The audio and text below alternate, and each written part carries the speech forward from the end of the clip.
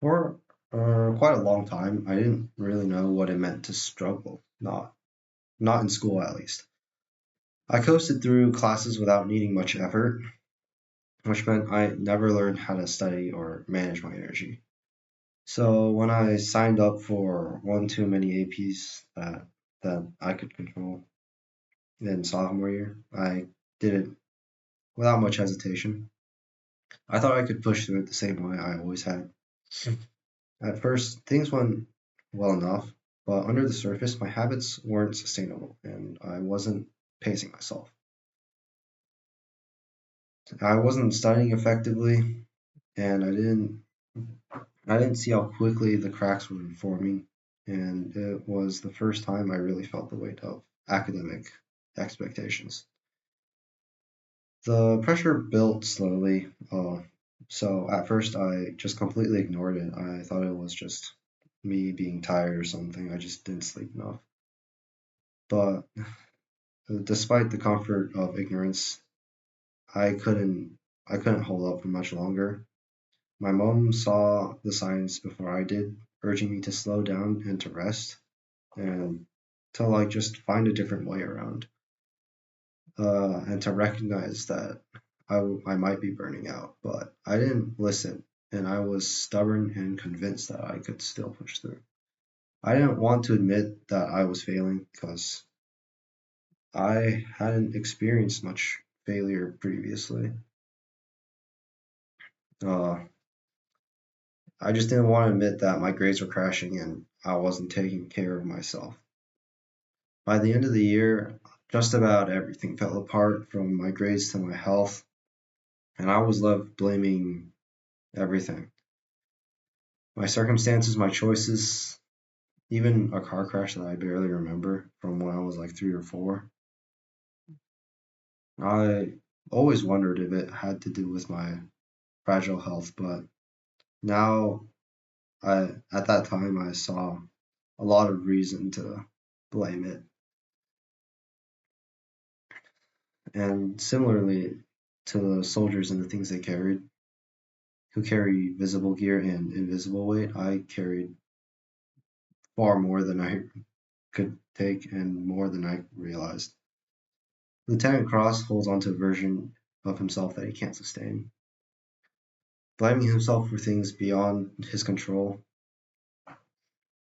and I think I kind of get it.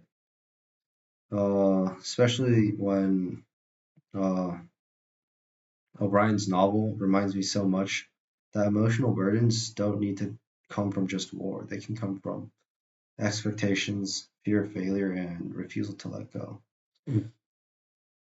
I think I also think about Holden Caulfield in The Catcher in the Rye, how he isolates himself, unable to express what he really feels, covering vulnerability with sarcasm and criticism. I also sort of fell victim to that. I pulled away socially when things got too hard. I was just too proud to ask for help and too stuck in my own mind to be honest honest with myself about how lost I felt. Holden also says that people never notice anything, but I think it's important to realize that people tend to notice more than you think. Like my mom, she noticed when I didn't. She was patient over the summer and she helped me step back and look at everything, not just the school year, but like the pattern, the habits, and the story that I've been writing without realizing. I had just been kind of stupid, just ignoring people who cared, ignoring my own limits, and ignoring signs that something had to change because I just had been so sure that I could do it all my own way. Uh, that summer marked a significant turning point for me.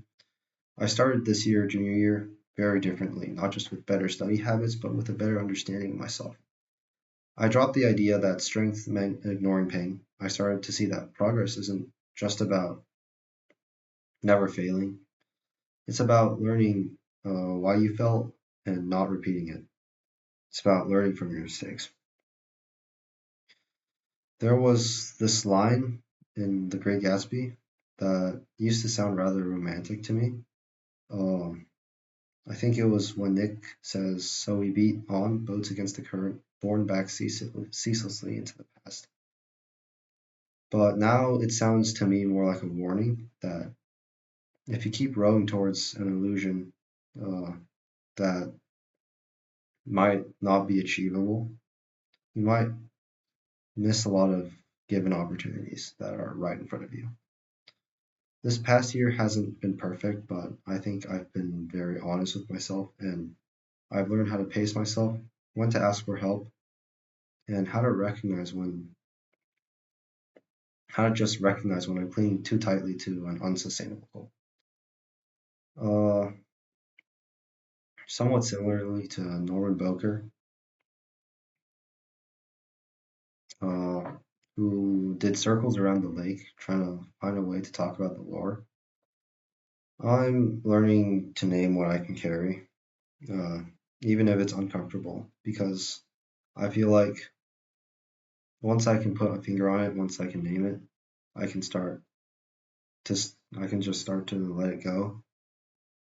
What I carry now, I believe, is complicated, but it's much lighter than what it used to be before, and I have learned how to deal with it and use it to accomplish my goals better. Thank you for listening.